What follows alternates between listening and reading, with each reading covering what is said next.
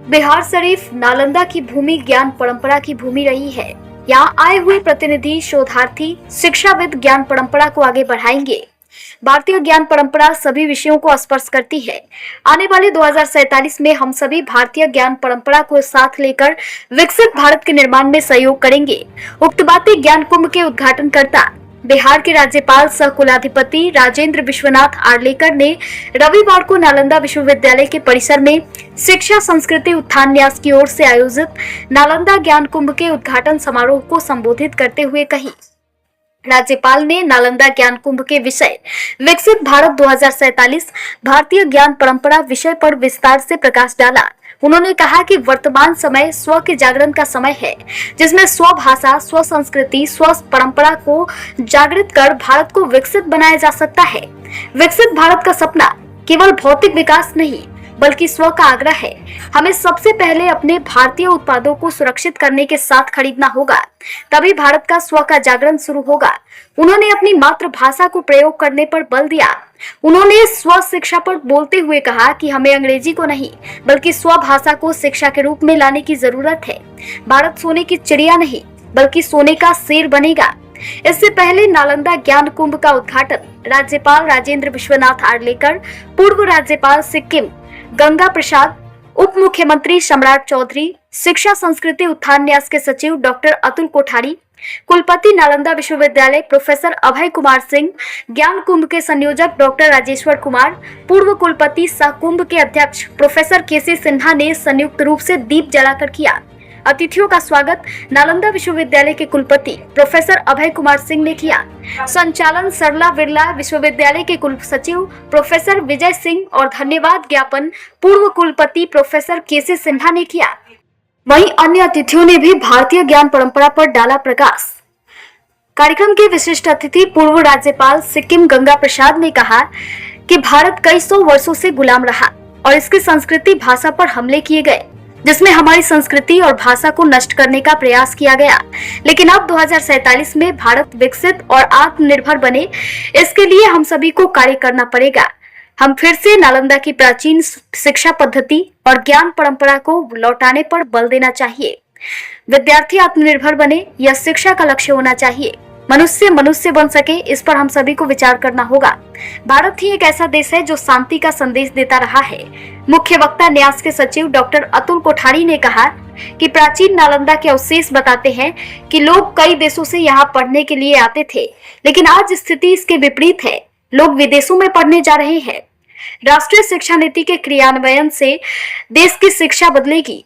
आज अंग्रेजी गांव-गांव तक फैलती जा रही है, जिसे हम सभी को समझकर अपनी मातृभाषा आधारित शिक्षा पर विचार करने की आवश्यकता है। भारतीय ज्ञान परंपरा में कोई फुल स्टॉप नहीं है।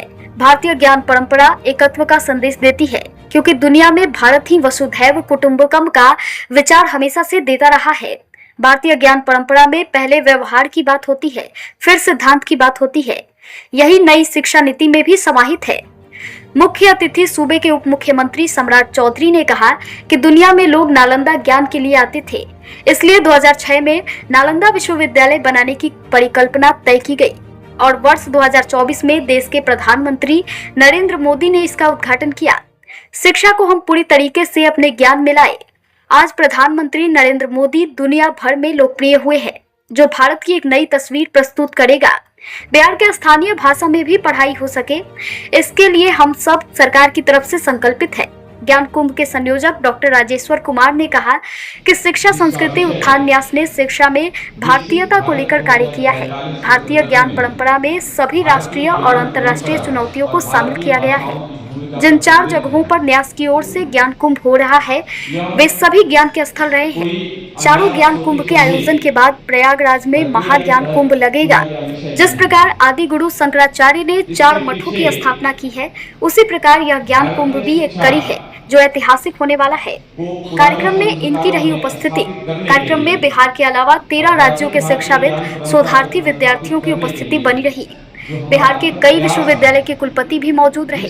इसमें न्यास के राष्ट्रीय संयोजक ए विनोद, सुरेश गुप्ता, संजय स्वामी, प्रोफेसर आलोक चक्रवाल, प्रोफेसर नीलांबरी दवे, वीर कुंवर सिंह विश्वविद्यालय के कुलपति प्रोफेसर शैलेंद्र कुमार चतुर्वेदी, जयप्रकाश विश्वविद्यालय के कुलपति प्रोफेसर प्रमेंद्र कुमार वाजपेयी, BR अम्बेडकर विश्वविद्यालय के कुलपति प्रोफेसर दिनेश चंद्र राय, नालंदा खुला विश्वविद्यालय के कुलपति प्रोफेसर संजय कुमार, कुलपति प्रोफेसर जवाहरलाल, कुल सचिव professor Ramesh Pratap Singh Parihar, doctor Ranvijay Kumar, doctor Alok Singh, Ajay Yadav, Dayanand Mehta, प्रांत संयोजक doctor Sandeep Sagar, Ashutosh Kumar Singh, professor Shambhu Sharan Sharma, doctor Venkateshwar Chaudhary, doctor Pankaj Kumar, doctor Aditya Kumar Anand सहित कई लोग उपस्थित रहे।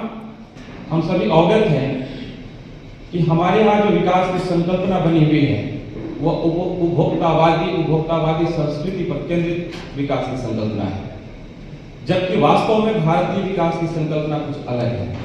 इसलिए विकसित भारत की जो संकल्पना है 2047 की, वह भारत की अपनी संकल्पना है और उस विकसित भारत की संकल्पना में भारतीय ज्ञान परंपरा की बहुत बड़ी भूमिका रहने वाली है और भारत की भाषाओं की भी बहुत बड़ी भूमिका रहने वाली है। जब हम भारतीय स्वतंत्रता के 100 वर्ष का उत्सव मना रहे होंगे, उस समय जब बात होगी कि सूचना प्रौद्योगिकी, तकनीकी और विज्ञान, अंतरिक्ष विज्ञान के क्षेत्र में क्या हम अपनी भाषाओं में कदम-ताल कर सकते हैं, तो उस समय हमारे पास समाधान होना चाहिए कि हाँ, हमारी भाषाएं उसके लिए तैयार हैं।